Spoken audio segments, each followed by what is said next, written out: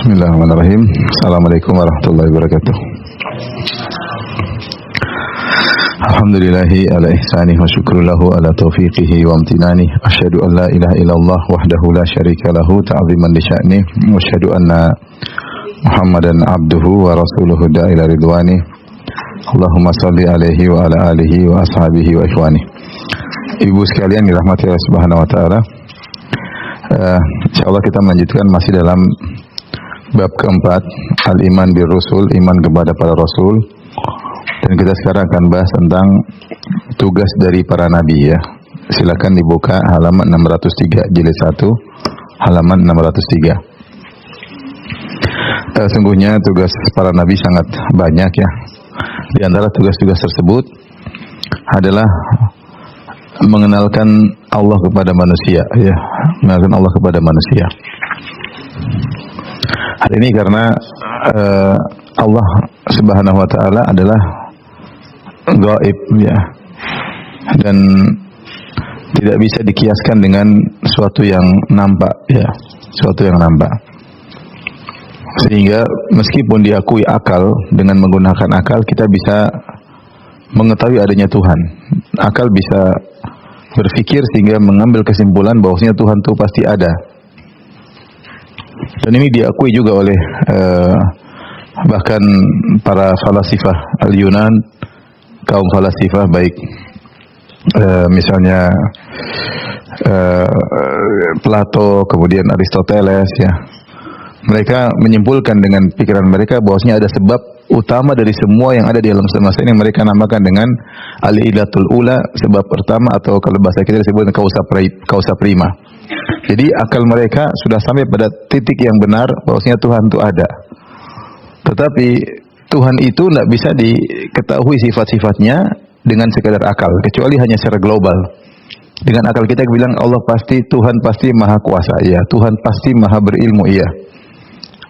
Ini kita bisa ketahui. Kemudian Tuhan pasti maha berkehendak.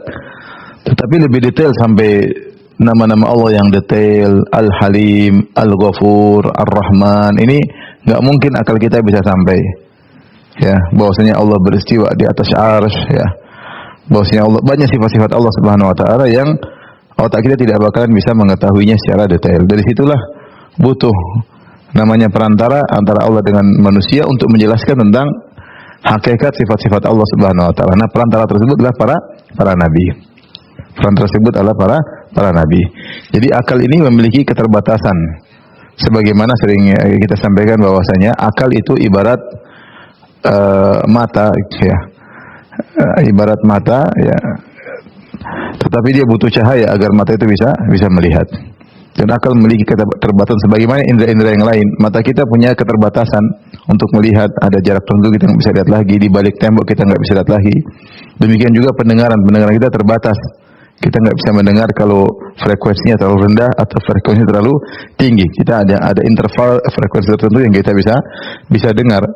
Maka demikian juga akal ada hal-hal yang akal kita nggak mampu untuk merenungkannya. Jangankan kita merenungkan tentang Allah secara detail, ruh kita nggak bisa mampu. Makanya ketika mereka bertanya kepada Nabi SAW, yas'alunaka 'anir ruh wa yas'alunaka 'anir ruh, mereka bertanya kepada engkau tentang ruh, qulir ruhu min amri rabbi, katakanlah ruh adalah urusan Rabbku, wa ma utitu minal ilmi illa qalila, kalian tidak diberi ilmu kecuali hanya sedikit. Enggak usah mikirkan tentang ruh. Kita mikirkan tentang alam jin, kita enggak paham. Alam jin, kok bisa jin masuk di manusia, kok bisa ngomong pakai pita suara manusia. Ini yang dimasuki orang Jawa, kok tiba-tiba bisa ngomong Belanda, dari mana? Kita nggak bisa mikir, jadi logika kita nggak sampai. Bagaimana cara? Karena akal kita disuruh maksa nggak bakalan mampu. Ya, ini menunjukkan akal kita terbatas. Hal ini, kemampuan akal kita untuk berpikir biasanya dibangun di atas analogi kias. Karena sering saya sampaikan bahwasanya akal itu menghimpun database untuk kemudian dia melakukan analogi. Database akal itu dilihat dari apa yang diambil, dari apa yang dilihat, apa yang didengar, apa yang dirasa, apa yang diraba. Ketika seorang sudah melihat, sudah meraba, sudah merasa, ya dia bisa membangun pemikiran di balik database yang dia miliki. Tapi ketika kita berbicara tentang sifat-sifat Allah secara detail, maka akal tidak mampu. Akal tidak mampu ya. Jadi Ibu yang dirahmati Allah Subhanahu wa taala, saya ulangi lagi, akal mampu mengantarkan kita untuk menyatakan Tuhan itu ada. Ini jelas karena tidak mungkin ini semua terjadi kecuali ada sebab utamanya. Dan bahkan bukan cuma akal kita, bahkan akal-akal orang-orang yang kafir seperti Aristoteles, Plato, Socrates, ya, Plotinus. Mereka adalah tokoh-tokoh filsafat Yunani dan mereka menetapkan dalam buku-buku mereka bahwasanya sebab pertama itu ada, yaitu sebab terjadi alam semesta. Mereka namakan dengan al-illatul ula dalam bahasa Arab atau bahasa Indonesia disebut causa prima. Untuk sampai di situ akal mampu, tetapi bagaimana sifat detail dari causa prima tersebut dari Allah Subhanahu wa taala sang pencipta, maka akal tidak bakalan mampu. Karena ilmu akal dibangun di atas analogi terhadap perkara yang dilihat oleh panca indera, sementara Allah Subhanahu wa taala gaib, tidak pernah dilihat. Akal hanya bisa mendapatkan sifat-sifat Allah secara global, seperti Tuhan itu Maha mengetahui, Tuhan itu Maha berkuasa, Maha berkehendak, Maha berilmu.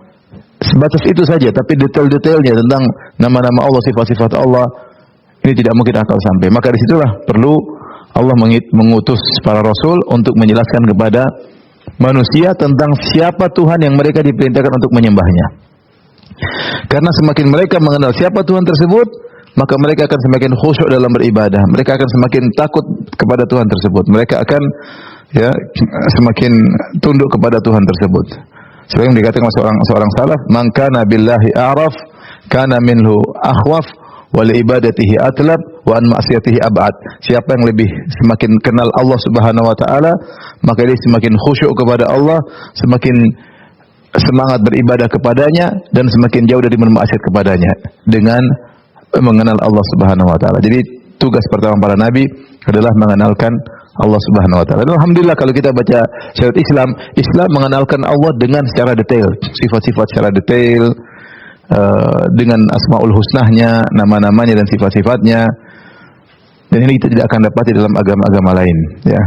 Dalam sebagian agama yang lain, semakin kita berusaha mengenal Tuhan yang dipahami oleh mereka dengan konsep mereka, semakin bingung. Sehingga mereka mengatakan udah yang penting ikut aja, taklid aja. Ya, semakin mereka berusaha memahami, mereka akan bingung. Islam alhamdulillah konsepnya Tuhan jelas, ada malaikat, ada rasul. Konsepnya jelas. Ada hukum sebab akibat, ada hukum siapa berbuat baik maka diazab dibalas di surga, yang berbuat buruk diazab di neraka jahanam. Ini tugas yang pertama para rasul adalah mengenalkan Tuhan kepada para makhluk. Kemudian juga selain mengenalkan Tuhan, tugas kedua, lihat halaman 605, adalah mengenalkan kepada manusia tentang tugas mereka apa kepada Tuhan tersebut. Apa sih tugas manusia sebagai ciptaan Tuhan kepada Tuhan tersebut? Tugas manusia adalah hanya beribadah kepada Tuhan tersebut.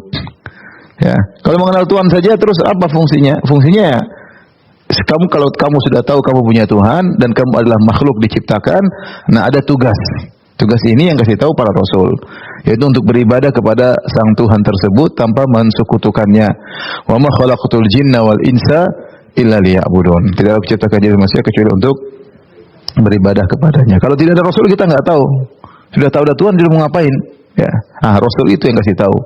Kamu tahu kamu punya Tuhan, kamu tidak boleh sembah kepada selain Tuhan tersebut, karena yang selain Tuhan tidak menciptakan kamu. Selain itu Tuhan tidak beri rezeki kepadamu. Yang mutlak alam semesta hanya sang Tuhan, maka dia sendiri yang berhak untuk disembah. Kemudian yang ketiga di antara tugas para nabi adalah memberi kabar gembira dan peringatan. Ya.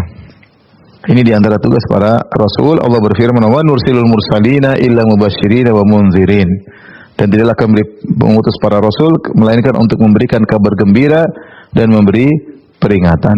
Memberi kabar gembira dengan adanya siapa yang beramal saleh akan masuk surga, merasakan kenikmatan yang abadi. Dan siapa yang membangkang dan berbuat syirik akan masuk neraka dengan azab yang abadi. Ini semua adalah kabar gembira dan juga peringatan. Dan ayat-ayat seperti ini banyak, seperti firman Allah Subhanahu wa taala, rusulan mubasysyirin wa mundzirin, para rasul sebagai pemberi kabar gembira dan sebagai pemberi peringatan, ya. Wa man nursilul mursalina illa mubasysyirin wa mundzirin. Tidaklah kami utus para rasul kecuali memberi kabar gembira dan juga memberi peringatan. Dan demikian juga para dai ketika mereka mendakwahkan, mengemban risalah para rasul, seperti kita umat Islam mengemban risalah Nabi Muhammad SAW, sifat para dai juga tersebut sama dengan tugas Nabi SAW. Maka seorang dai ketika menyampaikan materi ada mubasyir dan juga munzir. Mubasyiran, munziran, ya. Memberi peringatan dan juga memberi kabar gembira. Maka tidak benar seorang dai yang berdakwah hanya memberi kabar gembira melulu, ya. Kajiannya selalu yang nyenang-nyenang terus, ya. Dan tidak benar juga ada seorang dai kajiannya cuma memberi peringatan terus, bid'ah syirik melulu, enggak ada kajian yang lain. Harus digabungkan keduanya. Bahwa tugas para dai adalah memberi kabar gembira dan juga beri peringatan. Kalau siapa diberi kabar gembira terus, maka dia akan berharap full dan tidak takut kepada Allah Subhanahu wa taala. Dan siapa yang diberi peringatan terus tanpa kabar gembira, dia akan putus asa. Dia akan putus asa. Maka tugas para rasul adalah memberi kabar gembira dan beri peringatan. Bahwasanya di balik kehidupan dunia ini ada kegembiraan dan ada kesedihan, ya. Ada kesedihan yang abadi dan kegembiraan yang abadi, ya.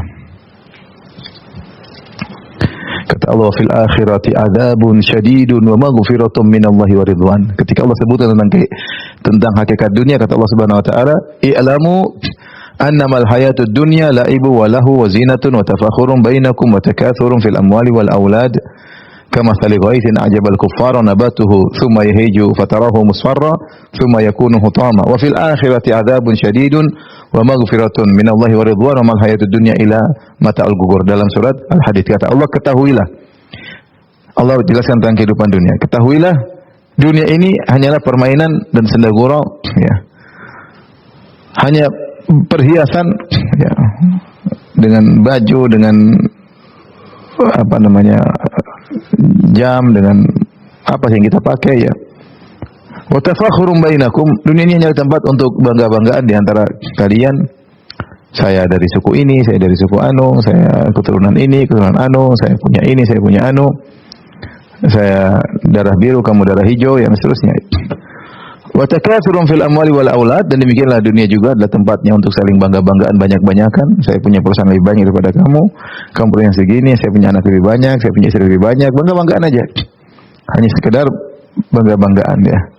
Tapi Allah sebutkan seluruh dunia tersebut kamathali ghaithin a'jabal kuffara nabatuhu, perumpamaan dunia yang begitu indah, begitu mewah, yang dibangga-banggakan, yang diperebutkan, yang disebut-sebut, ternyata seperti layaknya air hujan yang turun ke atas muka bumi, di atas bumi yang tandus, kemudian menumbuhkan tumbuhan yang hijau yang menyenangkan orang yang melihatnya, enak dipandang, ya, lezat kalau dirasakan. Summa yahiju fatarahu musfarra, tiba-tiba mengering dan kau lihat dia berubah menjadi kuning, yang hijau tadi menjadi kuning. Summa yakunu hutama, kemudian menjadi daun yang diterbangkan, yang kering diterbangkan oleh angin. Setelah itu Allah berfirman, wa fil akhirah, nah ini kabar gembira dan peringatan. Wa fil akhirati adzabun syadidun wa maghfiratun minallahi wa ridwan. Ingatlah di akhirat kelak ada azab yang pedih dan ada ampunan Allah Subhanahu wa taala dan keridhaannya. Setelah itu Allah tutup ayat dengan mengatakan, wa mal hayatud dunya illa mata'ul ghurur, dan tidaklah kehidupan dunia ini kecuali hanya kesenangan sementara yang menipu. Jadi para rasul tugasnya memberi kabar gembira dan peringatan. Dunia ini sebentar. Di balik dunia ini ada kegembiraan atau kesedihan. Seorang bisa memperoleh kegembiraan yang abadi atau kesedihan yang abadi. Dengan bagaimana dia menyikapi kehidupan ini yang penuh dengan bangga-banggaan, disebut-sebut, diperebutkan. Yang semua itu kata Allah, wa mal hayatud dunya illa mata'ul ghurur. Tidaklah kehidupan dunia kecuali hanyalah kesenangan sementara yang menipu.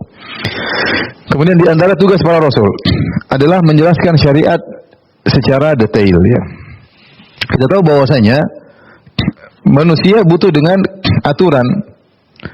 Manusia ini ilmunya sangat terbatas.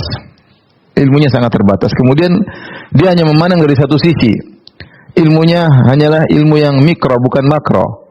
Dan dia hanya memandang dari satu sisi. Dan dia pun dalam suatu masa yang terbatas. Masa dia sendiri cuma 60 sampai 70 tahun.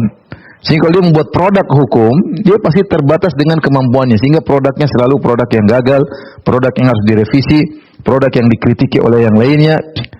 Dan demikianlah yang kita lihat dalam kenyataan kehidupan ini.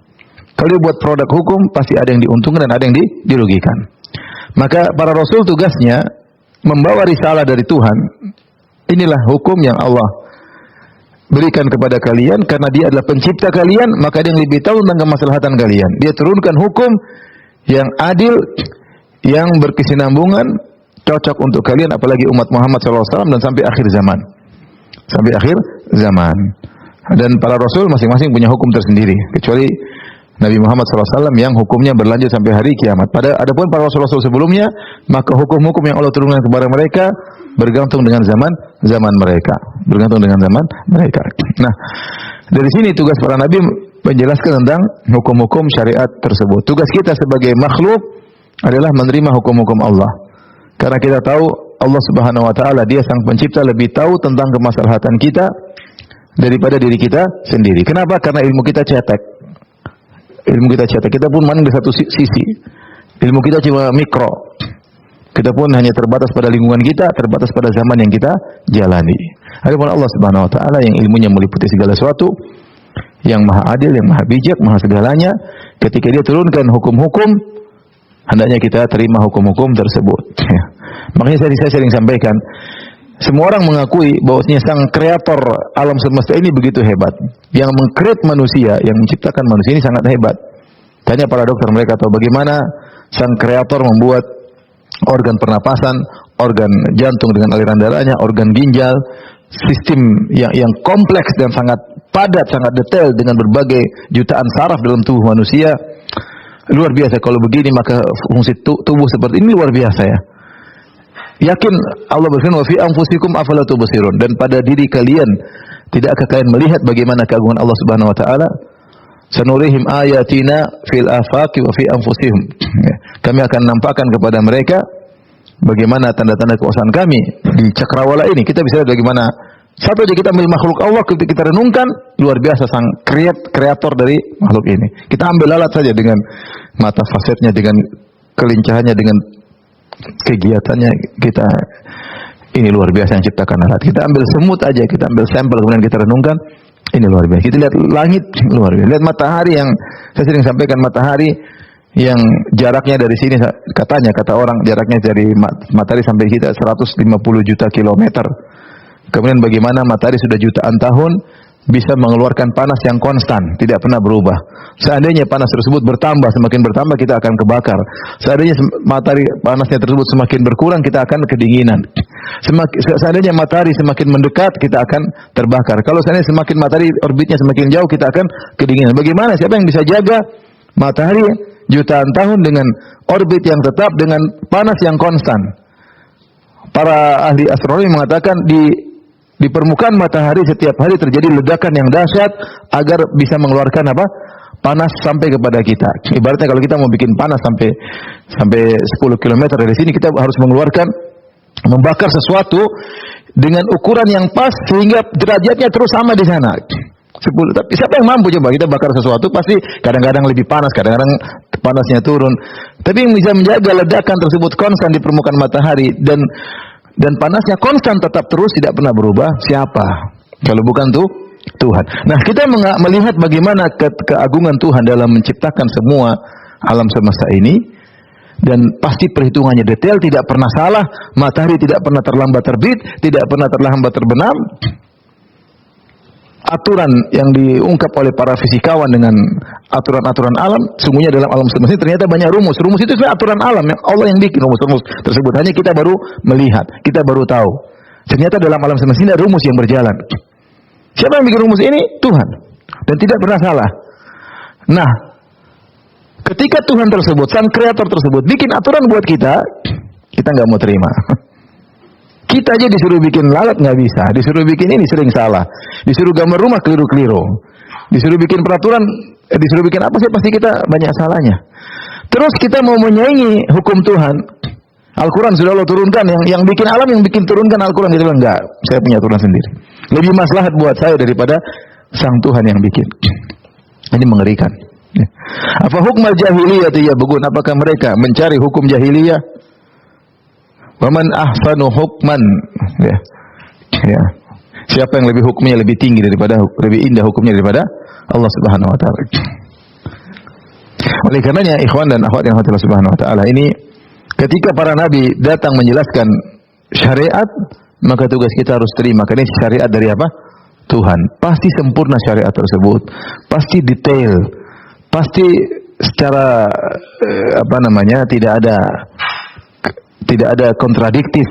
Makanya Allah mengatakan, afala yatadabbaruna al-Qur'an walau kana min indi ghayrillahi lawajadu fi ikhtilafan katsira.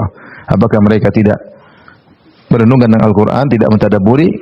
Kalau Al-Quran bukan dari Allah, mereka akan dapati banyak yang kontradiksi. Saya maksudnya saya kalau ngajar fikih, seperti saya ngajar fikih Syafi'i, luar biasa. Ini aturan luar biasa ini. Detail banget begini. Mungkin dalam agama lain kita nggak dapati. Detail banget. Tidak usah kita bicara tentang, kita ambil sih satu misalnya fikul usrah, fikih rumah tangga. Detail banget. Bagaimana kalau begini, proses pernikahan, pranikah, nikahnya, kalau terjadi masalah. Lengkap sekali. Ini yang tidak mungkin orang biasa yang bikin. Ini Tuhan yang bikin. Yang anehnya kalau kita sudah mengakui, makanya aneh kalau kita ngaku sang kreator alam semesta, kita akui kehebatannya, kita mengakui tidak ada yang bisa menyainginya. Ketika sang kreator turunkan hukum syariat buat kita, kita malah nggak mau terima. Seakan-akan kita lebih hebat daripada dia atau menyainginya. Jadi yang terjadi di masyarakat, buat hukum, kemudian hukumnya diprotes, hukumnya kemudian direvisi, nggak cocok lagi karena atau hukum ini menguntungkan satu golongan, merugikan golongan yang lain, dan demikianlah manusia yang punya kekurangan membuat hukum ingin menyaingi hukum Allah Subhanahu wa taala. Baik, fungsi berikutnya atau tugas berikutnya para nabi, lihat halaman 607, adalah untuk menjadi teladan. Untuk menjadi apa? Teladan. Setiap nabi yang Allah utus maka memiliki sifat-sifat yang sempurna karena mereka akan menjadi teladan bagi umatnya, ya. Seperti Nabi SAW kata Allah Subhanahu wa taala, ya, laqad kana fi Rasulillahi uswatun hasanah. Sungguh pada diri Nabi SAW ada uswah, ada teladan yang baik. Liman kana yarjullaha wal yaumil akhir. Wal yaumil akhir, bagi orang yang berharap bertemu dengan Allah dan bertemu dengan hari akhirat. Sehingga Aisyah pernah menyimpulkan tentang akhlak Nabi ketika ditanya tentang akhlak Nabi. Kata Aisyah radhiyallahu anha, kana khuluquhul Quran. Akhlak Nabi adalah Al-Quran. Al-Quran berjalan itulah Nabi. Semua ayat dalam Al-Quran Nabi yang pernah mempraktekannya. Jadi benar-benar Nabi menjalankan syariat Allah Subhanahu wa taala.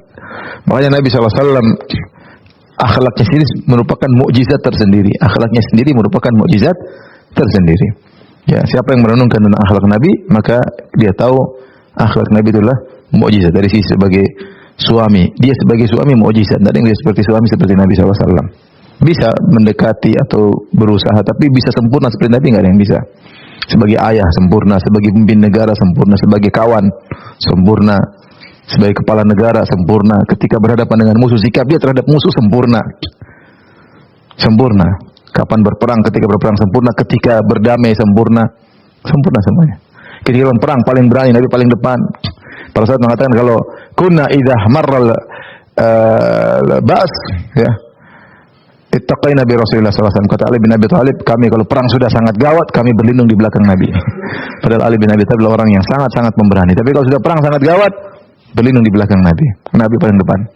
Sallallahu alaihi wasallam, ya. Luar biasa, sempurna dari segala. Maka setiap nabi adalah petunjuk atau teladan bagi kaumnya. Makanya Ibnu Hazm mengatakan, siapa yang membaca sirah Nabi, maka pasti dia yakin ini adalah utusan Tuhan. Dia pasti masuk Islam. Karena sirah Nabi sendiri adalah mukjizat tersendiri. Mukjizat tersendiri. Makanya saya tulis di bagian di awal sirah, bagaimana Allah Subhanahu wa taala menjadikan sejarah hidup Nabi dengan berbagai macam peristiwa. Mulai dia lahir dalam kondisi yatim, kemudian ibunya kemudian meninggal, kemudian dirawat ini, kemudian pernah jadi penggembala kambing, kemudian menikah, kemudian begini, kemudian didakwa, kemudian dalam kondisi sulit, kemudian di Mekah diintimidasi, para sahabatnya dibunuh, kemudian semua kondisi perjalanan Nabi ini sudah diskenariokan oleh Allah Subhanahu wa taala, sehingga kalau kita mau cari contoh apapun ada di situ. Contoh apapun ada di situ. Kalau bukan pada Nabi, maka pada sahabat-sahabat yang dibimbing oleh Nabi SAW. Jadi skenario sirah Nabi SAW sudah dibuat oleh Allah sedemikian rupa sehingga semua contoh ada. Lain halnya kalau kita misalnya kembali kepada sebagian sirah Nabi yang lain tidak sempurna ya. Seperti Nabi Isa alaihissalam, kalau kita mau ingin mencontoh bagaimana raja yang baik, Nabi Isa bukan pemimpin. Ya, kalau kita ingin tahu bagaimana suami yang baik, Nabi Isa tidak disebutkan beliau punya anak-anak, punya istri, tidak ada. Ya. Sehingga tidak bisa mencontoh. Tapi Nabi SAW luar biasa sirahnya dari awal sampai akhir, semua ada contohnya. Bahkan contoh Nabi SAW ketika sudah punya negara berhadapan dengan musuh, ternyata Rasulullah mencontohkan berbagai contoh. Contoh ketika dalam satu negara Rasulullah SAW diintimidasi, bagaimana yang harus kita lakukan? Masih di Mekah, Rasulullah SAW dalam negara Mekah, Rasulullah SAW bukan siapa-siapa. Bagaimana para sahabat? Nah, itu ada contoh, ada sebagian di zaman sekarang yang kondisinya seperti itu. Ya, harus bagaimana? Ketika Nabi SAW tiba di kota Madinah, ternyata di Madinah bertetangga dengan orang-orang non-Muslim, ada Yahudi, ada musyrikin. Nah, bagaimana caranya? Nabi contohkan. Ketika bertetangga dengan apa? Orang-orang kafir. Kemudian ketika berperang dengan orang kafir, Allah juga sebutkan kondisi Nabi berperang. Ya. Ketika berperang dan ketika diserang, bayangkan, diserang dalam ketika perang seperti perang Badar, ketika diserang seperti perang apa? Khandaq, ada contohnya. Ketika Nabi berdamai, ada contohnya dalam perjanjian Hudaybiyah. Jadi maksud saya, demikianlah sirah para nabi, terutama Nabi SAW, dibuat oleh Allah sedemikian rupa sehingga bisa menjadi teladan dalam segala sisi. Dan demikian Rasulullah SAW sempurna. Oleh karenanya itu hikmahnya kenapa para nabi diutus dalam manusia, bukan malaikat. Sementara orang kafir pingin yang diutus malaikat. Tapi Allah utus para nabi manusia karena agar bisa dicontoh. Nikmat Allah utus para nabi dalam bentuk manusia agar bisa dicontoh. Kalau yang diutus malaikat gimana mencontohinya? Ya, malaikat enggak kawin, malaikat enggak makan, contohnya gimana? Enggak punya anak. Tapi kalau nabi adalah manusia, dia akan melakukan sifat-sifat manusiawinya. Makanya orang musyrikin protes, wa qalu ma li hadzal rasuli ya'kulu at-ta'ama wa yamshi fil aswaq laula unzila ilaihi malakun fayakuna ma'ahu nadhira. Mereka berkata, kenapa Rasul ini kok makan makanan dan jalan di pasar? Tidakkah diturunkan kepadanya malaikat sehingga menjadi pemberi peringatan bersamanya? Mereka protes. Rasul dari kalangan manusia. Justru Rasul dari kalangan manusia itu nikmat dari Tuhan. Ya, dari Allah agar bisa ditiru, agar bisa dicontohi, agar bisa diteladani. Baik, ibu dan ikhwan, bapak yang dirahmati Allah Subhanahu wa taala, ini di antara tugas para rasul. Di antara tugas berikutnya adalah untuk menegakkan hujjah kepada para manusia sehingga mereka tidak punya argumentasi, mereka tidak punya alibi yang bisa mereka ajukan di hadapan Allah pada hari kiamat kelak karena hujjah sudah tegak. Allah berfirman, "Rusulan mubasysyirin wa mundhirin li'alla yakuna lin-nasi 'ala Allahi hujjatun ba'da ar-rusul wa kana Allahu 'azizan hakima." Mereka kami utus selaku rasul-rasul pembawa berita gembira dan memberi peringatan agar supaya tidak ada alasan bagi manusia membantah Allah sesudah diutusnya para rasul-rasul tersebut. Dan adalah Allah Maha Perkasa lagi Maha Bijaksana. Jadi Allah mengatakan li'alla yakuna nasi Allah hujjatun ba'da rusul, agar manusia tidak punya argumentasi lagi pada hari kiamat kelak untuk membantah Allah karena Allah sudah kirimkan para rasul untuk menegakkan hujjah. Ya, enggak ada hari kiamat. Saya enggak tahu, enggak bisa. Kenapa saya sembah Nabi Isa? Enggak tahu. Sudah dijelaskan di mana-mana. Sudah dijelaskan oleh Nabi Muhammad SAW, dijelaskan para dai. Banyak para dai menjelaskan, tidak ada alasan. Demikian juga Allah berfirman, ya ahlal kitabi qad ja'akum rasuluna yubayyinu lakum ala fatratin minar rusuli an taqulu ma ja'ana min basyirin wala nadhir. Wahai ahlul kitab, sungguhnya telah datang kepada kalian para rasul dari kami menjelaskan syariat kami kepada kalian ketika terputus pengiriman para rasul, agar kamu tidak mengatakan tidak ada datang kepada kami baik seorang membawa berita gembira maupun seorang memberi peringatan. Jadi yang jelas di antara tugas para rasul adalah untuk menegakkan hujjah. Makanya pada hari kiamat kelak Allah berfirman kepada orang-orang yang lempar di neraka jahanam, Kullama ulqiya fiha faujun sa'alahum khazanatuha alam ya'tikum nadhir. Setiap ada sekelompok orang dimasuki dalam neraka jahanam, malaikat penjaga neraka bertanya, "Alam ya'tikum nadhir?" Kok bisa masuk neraka? Bukankah sudah datang memberi peringatan kepada kalian? Qalu bala. Iya, sudah datang. Ya, tapi kami dustakan pemberi peringatan tersebut. Demikian juga ketika orang kafir digiring ke neraka jahanam, wasiqal ladzina kafaru ila jahannam zumara. Ketika orang-orang kafir digiring ke neraka jahanam secara berkelompok-kelompok, hatta idza ja'uha futihat abwabuha. Ketika mereka sudah tiba di depan pintu neraka jahanam, dibukalah pintu-pintu tersebut, siap masuk. Wa qala lahum khazanatuha. Berkatalah para penjaga neraka jahanam, "Alam ya'tikum rusulun minkum yatluna 'alaikum ayati rabbikum wa yunzirunakum liqa'a yaumikum hadza?" Para penjaga neraka berkata, "Bukankah telah datang kepada kalian para utusan Allah, para rasul dari golongan kalian yang membacakan ayat-ayat Allah dan beri peringatan kepada kalian tentang hari pertemuan ini?" Qalu bala. Iya, benar datang. Ya, mereka akui. Jadi mereka tidak bisa ngomong apa lagi. Ya. Sehingga ketika para rasul telah diutus, hujah telah tegak. Apalagi zaman sekarang dengan ledakan informasi, seorang bisa mengetahui Islam dengan detail. Dia dimanapun selama ada kuota, dia bisa tahu Islam. Tidak ada lagi alasan untuk tidak masuk Islam. Yang tidak masuk Islam ya siap tidak bisa berargumentasi di hadapan Allah pada hari kiamat kelak.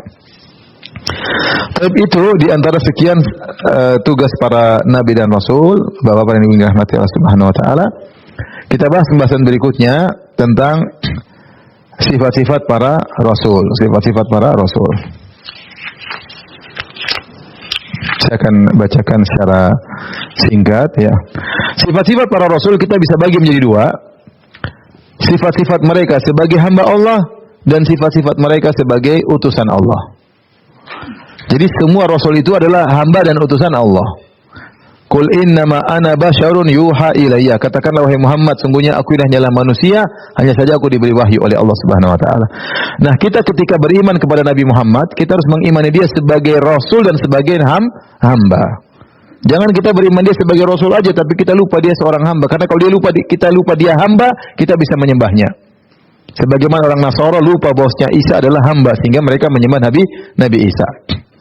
Nah, kita harus ingat nabi-nabi tersebut adalah hamba sehingga kita tidak menyembahnya, dan kita jangan lupa mereka adalah rasul, mereka utusan Tuhan, sehingga kita harus taat kepada para rasul tersebut. Makanya dalam hadis kata Rasulullah SAW, "Man syahida an la ilaha illallah wa anna Muhammadan abduhu wa rasuluh wa anna Isa abdullahi wa rasuluh wa kalimatuha alqaila Maryam ruhum min wal jannata haqqun wan naru haqqun adakhallahu Allahu fil jannah min aybabin min abwabiha asamaniyah." Kata Nabi SAW, siapa yang bersaksi, tidak ada yang berhak disembah kecuali Allah, dan bersaksi bahwasanya Muhammad adalah hamba Allah dan utusan, dan bersaksi Isa adalah hamba Allah dan utusan. Isa juga hamba Allah, Muhammad juga hamba Allah. Bahwasanya Isa itu hanyalah Allah tiupkan ruh dalam rahim Maryam dan Allah mengatakan kun fayakun, jadi maka jadilah. Dia bukan anak Tuhan, dia bukan Tuhan. Dia hamba. Dan dia mengakui bahwasanya neraka itu ada, surga itu ada, maka Allah akan masukkan dia surga dari pintu mana saja dari 8 pintu di surga. Nah, ini poin yang terkadang dilupakan. Kalau kita hanya melihat Rasul sebagai Rasul, kita lupa dia manusia, kita bisa beribadah kepadanya. Kita bisa beribadah kepadanya. Kalau kita dan Rasul sebagai manusia saja lupa sebagai Rasul, kita terkadang merendahkannya. Ya, Nabi berijtihad, kita juga bisa berijtihad. Kadang-kadang begitu. Ya. Jadi harus dilihat dari dua-duanya. Nah, oleh karena lihat halaman 611, Allah tidak hanya memuji Nabi sebagai Rasul, bahkan Allah juga memuji Nabi sebagai hamba. Kenapa? Karena Nabi lah orang yang paling hebat dalam menunjukkan penghambaannya. Dia yang paling hebat dalam beribadah. Dia yang paling hebat dalam berzikir kepada Allah. Dia yang paling hebat dalam berdoa kepada Allah. Dia yang paling hebat dalam bertawakal kepada Allah. Itu semua sifat-sifat hamba. Jadi Muhammad SAW bukan hanya dipuji sebagai Rasul, dia juga dipuji sebagai apa? Hamba.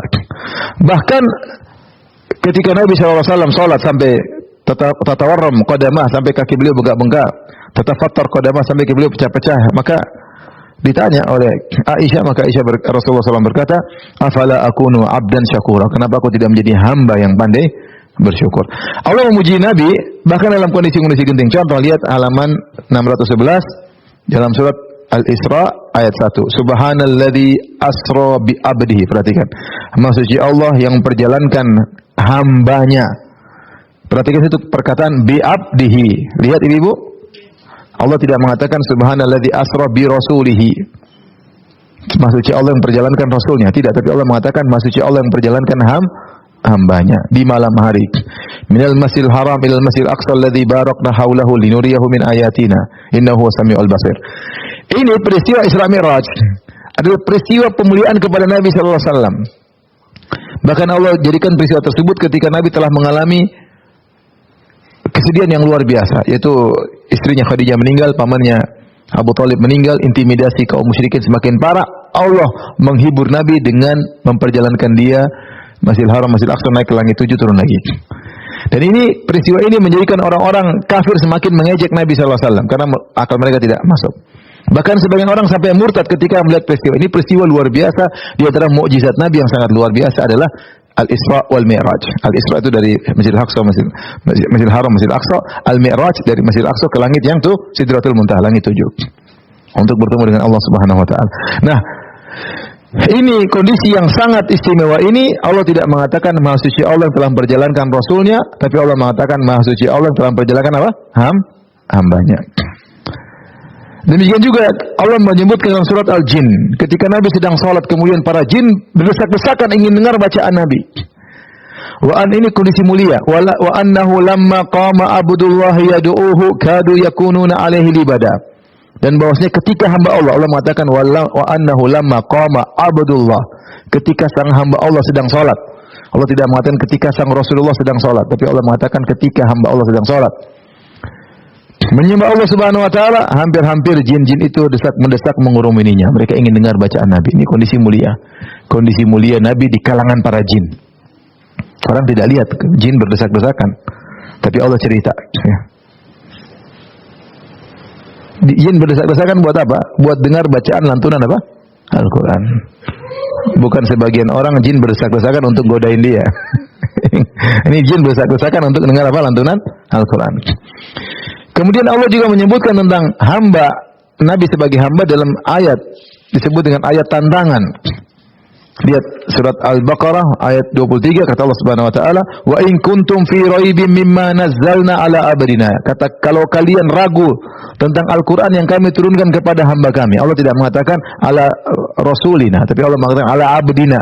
Kalau kalian ragu tentang Al-Qur'an yang kami turunkan kepada hamba kami, yaitu hamba Allah, yaitu Muhammad SAW, fa'tu bi suratin min mithlih, maka datangkanlah surat seperti Al-Quran.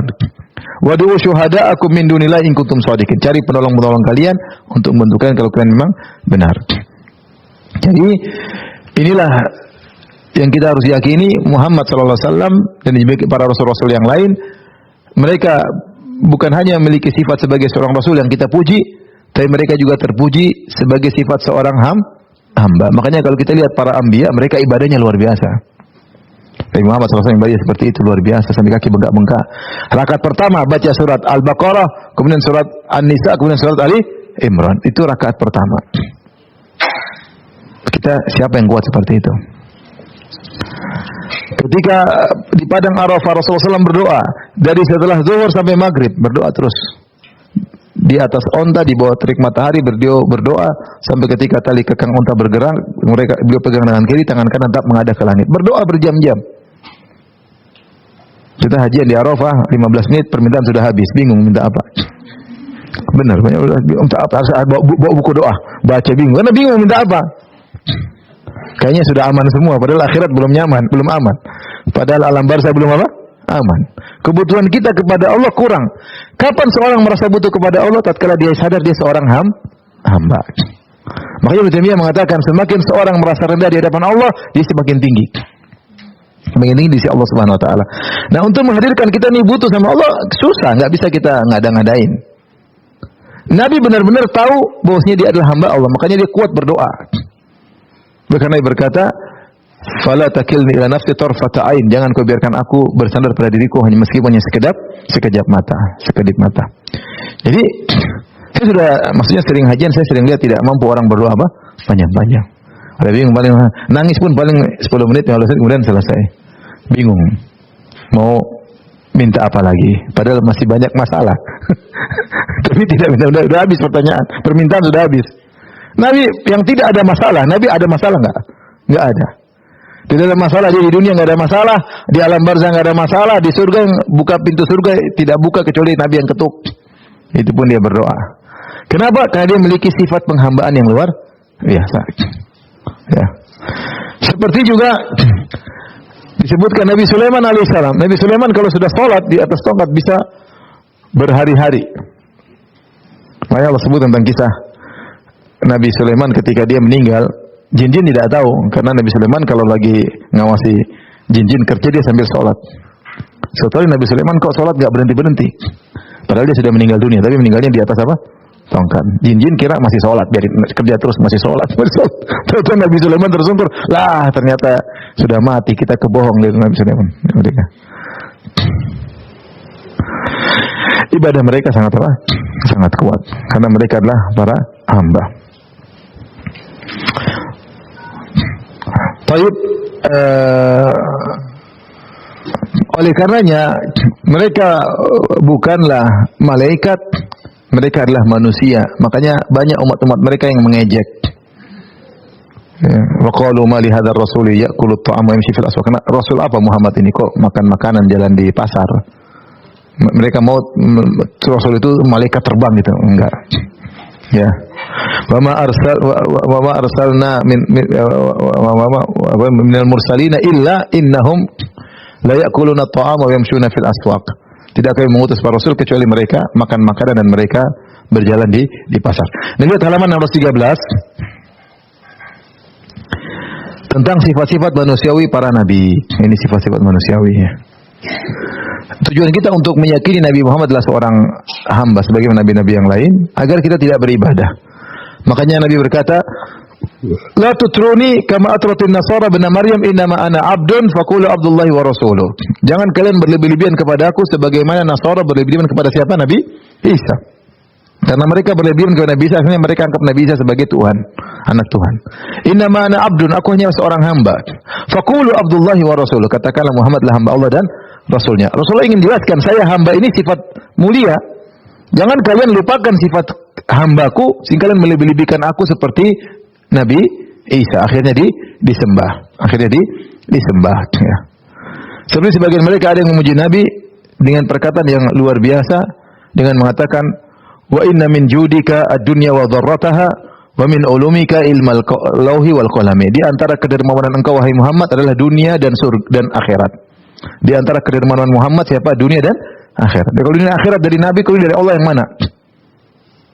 Wa min ulumika, di antara ilmu wahai Muhammad ilmu lauhi wal qalami, yaitu ilmu lauhil mahfuz. Asy-Syaukani bantah perkataan ini. Ini berlebih-lebihan. Seandainya kata gantinya diganti dengan Allah, cocok. Coba kita bilang ini untuk muji Allah. Wa inna min judika dunya wa dharrataha. Ya Allah, di antara kedermawananmu adalah dunia dan akhirat. Cocok atau tidak? Cocok. Wa min ulumika ilmal lauhi wal qalam. Di antara ilmumu ya Allah ilmu lauhil mahfuz. Cocok enggak? Cocok. Masalahnya mereka bukan untuk Allah, mereka pasang buat Nabi sallallahu alaihi wasallam. Berlebihan. Ini tidak boleh. Tapi lihat halaman nomor 13, contoh-contoh sifat manusiawi para nabi. Yang pertama adalah para nabi makan dan minum. Para nabi makan dan minum. Nabi Muhammad lapar atau tidak? Lapar. Makan. Sampai Rasulullah SAW pagi-pagi cari sarapan sama istrinya. Hal indakum ta'am, ada makanan enggak? Kalau istrinya bilang enggak ada, kata Nabi, idzan fa ana shaim. Kalau gitu saya puasa. Nabi Isa lapar atau tidak? Lapar, makan. Makanya ketika Allah membantah orang-orang yang mengangkat Nabi Isa dan ibunya sebagai Tuhan, ya, Allah mengatakan kana yakulani ta'am. Sungguhnya Nabi Isa dan ibunya makan makanan. Selesai. Kalau dia Tuhan, dia tidak makan apa? Makanan. Ketika dia makan makanan berarti dia manusia, ya. Allah mengatakan, "Wa ma arsalna qablaka minal mursalina illa wa ma arsalna qablaka minal mursalin illa innahum la ya'kuluna at-ta'ama yamshuna fil aswaq." Tidaklah kami utus sebelum engkau wahai Muhammad para rasul kecuali mereka juga makan makanan dan mereka juga jalan di pasar. Jadi mereka makan, kemudian minum, kemudian mereka lapar. Bahkan dalam Bible disebutkan bagaimana Nabi Isa kelaparan. Kemudian dia pergi menuju sebuah pohon, tahu-tahu pohon tersebut nggak ada buahnya atau apa, akhirnya dia marah sama pohon tersebut. Jadi Nabi Isa lapar. Apakah Tuhan pantas lapar? Kemudian Nabi Isa kalau lihat Tuhan, kalau lihat pohon dia pikir ada buahnya, ternyata tidak ada. Oh, Tuhan kecil, kan lucu. Bukan Tuhan, dia manusia. Oh, ternyata nggak ada buahnya. Lah, yang ciptakan buah itu siapa? Kalau Tuhan yang diciptakan buah itu. Lapar kok bisa lapar? Nabi lapar. Nabi SAW dalam perang Khandaq karena kelaparan, Nabi SAW ikat perutnya dengan batu. Kenapa Nabi ikat perutnya dengan batu? Karena lapar. Kalau Tuhan nggak mungkin lapar. Kemudian di antara ciri-ciri para nabi adalah mereka beristirahat. Karena Nabi tidur, Nabi Musa tidur, Nabi Isa tidur. Bahkan dalam Bible disebut Nabi Isa tidur di kapal, murid-muridnya sementara ombak begitu besar, mereka bangunkan Nabi Isa, susah nggak bangun-bangun, khawatir tenggelam. Ini Tuhan dibangun-bangunin, kok nggak bangun-bangun? Kata Allah, la ta'khudhuhu sinatu wa la naum. Allah tidak ngantuk dan tidak tidur. Alam semesta yang begitu kompleks, kalau Tuhannya tidur, kacau nanti. Oleh karenanya Tuhan tidak mungkin apa tidur, tapi para nabi mereka tidur. Nabi Muhammad SAW tidur. Terkadang terdengar suara dari mulutnya, dengkuran kecil terdengar dari Nabi SAW. Artinya benar-benar beliau tidur. Yang lebih menunjukkan mereka manusia, mereka menikah dan punya anak. Para nabi menikah dan punya anak. Kata Allah, "Wa laqad arsalna rusulan min qablika wa ja'alna lahum azwajan wa dzurriyyah." Sungguh kami telah mengutus para rasul sebelum engkau, kami jadikan mereka bagi mereka istri-istri dan anak-anak. Nabi Adam punya anak enggak? Punya istri, ada Hawa. Nabi Nuh punya istri, punya anak, ya. Semua Nabi punya istri dan punya anak. Nabi Musa pun demikian, ya. Ya, artinya mereka bisa menikah, mereka punya anak. Dan Nabi Muhammad SAW. Kalau mereka Tuhan, mereka tidak butuh sahibah, mereka tidak butuh pasangan, dan mereka tidak butuh anak. Ketika mereka menikah dan punya anak, maka mereka adalah manusia hamba. Kemudian di antaranya mereka memiliki sifat-sifat kekurangan sebagai konsekuensi manusia. Ya. Contohnya lupa. Kalau dia manusia maka lupa. Nabi Adam lupa. Allah berfirman, "Wa laqad ahdina ila Adam min qablu fanasiya wa lam najid lahu azma." Sungguh kami telah memerintahkan Adam sebelumnya, maka ia lupa dengan perintah tersebut. Dan kami tidak dapati padanya kemauan yang kuat. Nabi Adam lupa. Ya, sehingga dia makan buah yang ada di surga. Nabi juga bercerita tentang Nabi Adam, "Wa nasiya Adam wa nasiyat dzurriyyatu." Adam lupa dan keturunannya juga lupa. Sebagaimana dalam hadis, ketika Allah ciptakan Adam, Allah kasih Nabi Adam umur 1000 tahun. Setelah itu Allah keluarkan anak keturunan ini. Allah lihatkan ruh mereka kepada Nabi Adam. Nabi Adam lihat. Sampai lewatlah satu orang indah dilihat oleh Nabi Adam. Ini siapa ini? Kata Allah, itu Daud dari salah satu keturunanmu. Kata Nabi Adam, berapa umurnya? Kata Allah, umurnya 60 tahun. Kasihan. Tambah dari saya 40 deh. Jadi 100. Jadi Nabi Adam mensedekahkan umurnya karena sayangnya kepada Nabi Daud. Entah apa dia terhadap Nabi Daud, dia kasih 40 tahun untuk Nabi Daud. Akhirnya umurnya dari 1000 menjadi 960. Setelah itu, pada waktu umurnya sudah 960, datang malaikat maut. Berarti waktu mungkin Adam diciptakan masih umur setahun ya mungkin ya. Terus 960 tahun kemudian malaikat maut datang, dia lupa kalau sudah pernah mensedekahkan 40 tahun. Malaikat maut datang mencabut orang, belum waktunya, masih 40 tahun lagi. Ya enggak usah 900 tahun, kita satu tadi kita lupa. Iya enggak? Lupa. Saya ketemu orang banyak sekali, saya lupa, enggak ingat. Apalagi kalau enggak pernah traktir makan, lupa saya. Pernah ketemu di mana? Aduh. Pernah makan enggak? Pernah Ustaz kita makan bareng. Di mana? Di restoran Ustaz. Siapa yang bayar gitu? Ustadz yang bayar. Itu saya lupa makanya. Kalau kamu yang bayar saya ingat. Saya pernah ketemu orang gitu, ketemu di hotel, Ustadz kita siapa? Aduh saya berusaha ingat lupa. Terus dia menyebutkan satu kunci, kita pernah makan bareng. Harusnya kalau makan bareng saya ingat. Terus dia bilang itu Ustadz yang traktir. Itu saya lupa. Manusia lupa. Baru ketemu setahun 2 tahun udah lupa. Kadang lupa namanya, lupain. Adam 900 tahun kemudian lupa, wajar atau tidak? Wajar lah. Ketika Adam lupa alaihissalam, dia itu orang nenek moyang kita, maka Nabi berkata, nasiya Adam wa nasiya dzurriyyatuhu. Nenek moyang kita lupa dan keturunannya juga bakalan apa? Lupa. Yang tidak lupa cuma Tuhan. Wa ma kana rabbuka nasiya. Tuhanmu tidak bakalan apa? Lupa. Manusia lupa. Rasulullah SAW juga pernah lupa dan dia berkata, innama ana basyarun ansa kama tansawun. Sungguhnya aku hanya manusia, aku bisa lupa sebagaimana kalian apa? Lupa. Fa idza nasitu fadzakiruni. Kalau aku lupa ingatkan. Rasulullah SAW pernah salat zuhur 2 rakaat. Sebalik Rasulullah bingung, kayaknya ada sesuatu yang salah. Orang-orang mau tegur enggak enak kan. Jangan-jangan ada syariat baru, salat zuhur jadi 2 rakaat. Jadi enggak ada yang tegur. Enggak ada yang tegur, Rasulullah lupa 2 rakaat sudah salam. Akhirnya ada orang yang berani tegur, disebut dengan Dzuliyadain.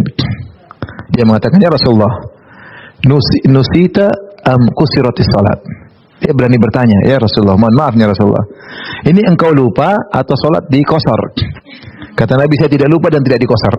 Kata Nabi, saya tidak lupa dan tidak dikosor. Ini yang kata engkau lupa ya Rasulullah.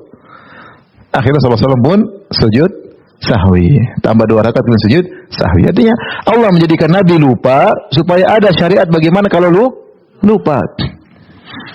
Tapi Nabi lupa, Nabi manusia. Kalau tidak lupa hanyalah Tuhan. Di antara sifat kekurangan para nabi yang menunjukkan mereka adalah manusia adalah buang hajat. Rasulullah SAW buang hajat.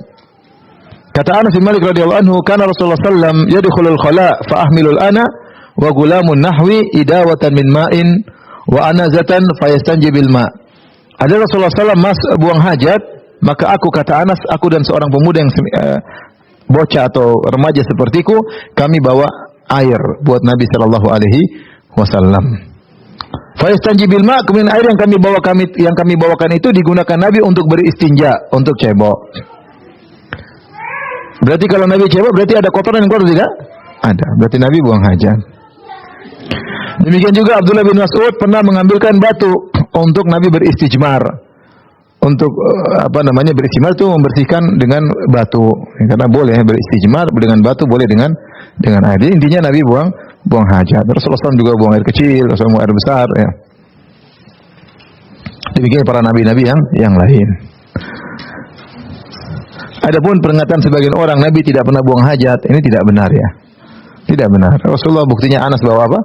Bawa air untuk Rasulullah buang hajat. Di antara sifat manusiawi yang ada para nabi kepada para nabi yang menunjukkan mereka hamba adalah mereka takut. Ini sifat kekurangan. Mereka sakit. Di antaranya mereka apa? Sakit. Kalau Tuhan nggak mungkin sakit, tidak mungkin lemas, tidak mungkin capek. Ya. Jangankan Tuhan, malaikat saja Allah ciptakan tidak capek-capek. Kata Allah, yusabbihuna al-laila wan nahara la yafturun. Para malaikat senantiasa beribadah, bertasbih kepada Allah siang malam, tidak pernah capek. Tidak pernah futur. La yasamun, tidak pernah bosan. Itu malaikat, apalagi Tuhan. Ini manusia sakit. Sakit itu kenapa? Karena capek, enggak kuat sehingga sakit. Rasulullah SAW mengatakan ini, aku kama aku rajulani minkum. Aku ini panas sebagaimana panasnya 2 orang di antara kalian. Jadi panasnya Nabi double. Kalau kita panas mungkin 40 derajat, Nabi 80 derajat, double. Kenapa? Karena dosa karena pahala Nabi 2 kali lipat. Tapi di antara bahkan lebih dari itu meninggal. Para nabi meninggal. Kata Allah, innaka mayyitun wa innahum mayyitun. Kau akan meninggal sebagaimana mereka akan meninggal. Makanya ketika Nabi SAW meninggal, sebagian sahabat tidak terima. Di antaranya Umar. Umar marah-marah. Tidak ada yang bilang Nabi Muhammad meninggal. Awas, yang bilang Muhammad meninggal, awas. Orang pada takut. Maka Abu Bakar datang dengan tenang. Abu Bakar datang ke jasad Nabi. Dia cium kening Nabi. Kemudian dia datang. Dia mengatakan, dia baca firman Allah. Man kana ya'budu Muhammadan fa inna Muhammadan qad mat. Siapa yang menyembah Muhammad sudah mati. Dia bukan Tuhan. Dia mati. Wa man kana ya'budu Allah. Siapa yang menyembah Allah, fa inna Allah hayyun la yamut. Sungguhnya Allah Maha hidup dan tidak bakalan mati. Kemudian dia baca firman Allah, wa ma Muhammadun illa rasulun qad khalat min qablihi rusul afa immata aw qutila qalabatum ala aqabikum. Tidaklah Muhammad tidak lain kecuali hanyalah seorang rasul dan telah berlalu sebelumnya rasul-rasul yang lain. Afa immata, kalau dia meninggal kemudian kalian berbalik, bukankah rasul-rasul sebelum Muhammad juga meninggal? Kalau rasul-rasul sebelum Muhammad meninggal, maka Muhammad juga akan meninggal. Para rasul meninggal. Termasuk yang diyakini oleh orang Nasara, Nabi Isa meninggal. Meninggal enggak? Meninggal dikubur, kemudian 3 hari kalau nggak salah, kemudian bangkit kembali. Tapi Nabi Isa meninggal, makanya mereka hari apa? Hari apa itu mereka rayakan? Hari apa? Paskah ya, punya hari bangkitan. Dan ini diantara hal yang banyak membuat, saya pernah sampaikan, orang-orang Filipina yang masuk Islam, ketika ditanya sebagian dai, mereka mengatakan Nabi Isa meninggal nggak? Dan mereka justru ini kemuliaan, Nabi Isa meninggal kemudian hidup lagi. Maka pertanyaan yang ditujukan kepada mereka, waktu Nabi Isa meninggal, Allah ikut meninggal enggak? Jadi ditanya, mereka bingung jawabnya. Kalau Nabi Isa meninggal, Allah ikut meninggal, berarti Tuhan lagi mati, repot. Berarti dunia lagi tidak ada apa? Tuhan. Kalau Tuhan mati, yang hidupkan Tuhan siapa? Kalau mereka bilang Allah tidak meninggal, berarti Allah bukan Nabi Isa, itu maksudnya. Berarti Allah bukan apa? Isa, yang meninggal cuma Isa, Allahnya tidak meninggal. Begitu Allah bukan Isa. Kalau Allah bukan Isa berarti runtuhlah keyakinan mereka Trinitas, 3 sama dengan 1, 1 sama dengan apa? 3. Pertanyaan ini yang sederhana ini yang mereka yakini, mereka rayakan tiap tahun tentang hari kebangkitan Isa Al-Masih, ya, dibangun di atas bahwasanya Isa meninggal dunia setelah disalib, meninggal, kemudian bangkit lagi entah berapa hari kemudian. Ini ternyata sebab banyak di antara mereka yang masuk Islam. Logika sederhana, Nabi Isa ketika meninggal selama beberapa hari, Tuhan lagi meninggal. Nah, Allahnya ikut meninggal enggak? Tuhan Bapa meninggal enggak? Tuhan Anak meninggal? Tuhan Bapa ikut meninggal enggak? Kalau mereka bilang Tuhan Bapa ikut meninggal, berarti ada dunia 1, 2 hari, 3 hari tidak ada tuh Tuhan. Pertama tidak ada Tuhan selama 3 hari. Kemudian kalau Tuhan mati, yang bangunin Tuhan juga siapa? Yang tukang bangun juga meninggal. Allah dan Nabi Isa sama-sama meninggal, itu yang bangunin siapa? Kalau mereka jawab Allah tidak ikut mati, Allah Maha Hidup, nah berarti Allah bukan Nabi Isa, maka selesai.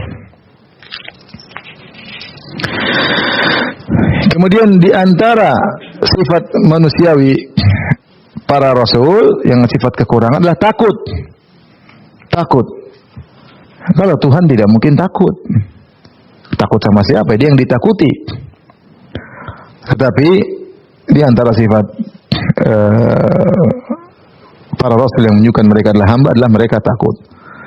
Ya.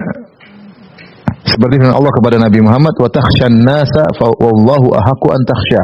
Engkau takut kepada manusia. Ini tentang kisah Zaid bin Harithah ketika dia mencerai istrinya, kemudian yaitu Zainab bintu Jahsy, kemudian dinikahi oleh Nabi SAW. Intinya Allah mengatakan wa takhshan nas, dan engkau takut kepada manusia wahai Muhammad. Demikian juga Allah sebut tentang Nabi Musa. Nabi Musa ketakutan. Fa kharaja minha khaifan yataraqab. Ketika Nabi Musa ketahuan bunuh anak buah Fir'aun, kemudian dia dikejar-kejar, dia kabur dengan ketakutan. Kata Allah, fa kharaja minha khaifan yataraqab. Dia pun keluar dari kota Mesir dengan ketakutan, yataraqab, khawatir ketangkap sewaktu-waktu. Qala rabbi najjini minal qaumidz zalimin. Maka dia berdoa, ya Rabbku selamatkan aku dari orang-orang yang zalim. Takut atau tidak? Takut. Nabi Isa juga dalam Bible ketika sampai berkeringat, Nabi Isa ketakutan. Tuhan nggak mungkin takut. Yang terakhir di sini tidak disebutkan, di antara bukti mereka hamba adalah mereka beribadah. Para nabi itu apa? Beribadah, ya. Innahum kanu yusari'una fil khairati wa yad'unana raghaban wa rahaban wa kanu lana khashi'in. Kata Allah, sungguhnya para nabi itu mereka berlomba-lomba dalam kebaikan, cepat dalam kebaikan. Yad'unana, mereka berdoa kepada kami raghaban wa rahaban, dengan berharap dan rasa takut. Wa kanu lana khashi'in, mereka khusyuk kepada kami. Para nabi beribadah. Kalau mereka Tuhan, mereka tidak perlu beribadah. Mereka justru diibadahi, paham? Kalau Tuhan dia tidak beribadah tapi diibadahi. Tapi Nabi Muhammad beribadah, berdoa. Nabi Musa berdoa, di antaranya Nabi Isa juga beribadah. Dalam Bible disebutkan, saya sebut dalam buku Kisah Para Rasul, bagaimana dalil para Nabi Isa beribadah. Dan saya punya kawan pernah ke rumah juga. Dia alhamdulillah, seingat saya sudah mungkin ratusan atau sudah 1000 lebih orang masuk Islam lewat dia. Dia bilang, saya tanya, kenapa masuk Islam dulu? Dia bilang, saya cuma lihat poster atau pajangan Nabi Isa sedang berdoa. Tulis Yesus pray in the garden, itu. Ya, dia lihat Yesus berdoa gini, lebih sering dipajang. Dia jadi berpikir, ini Tuhan kok berdoa. Maksud Islam ya. Ya, kalau Tuhan ya didoain bukan berdoa. Jadi dalil bahwasanya mereka adalah manusia, mereka beribadah. Tuhan ngapain beribadah? Tuhan diibadahi. Tapi demikian saja, ibu dan bapak yang dirahmati Allah Subhanahu wa taala, kajian kita insyaallah kita lanjutkan pada yang lain. Subhanakallah bihamdik asyhadu an la ilaha illa anta astaghfiruka wa atubu ilaik. Assalamualaikum warahmatullahi wabarakatuh.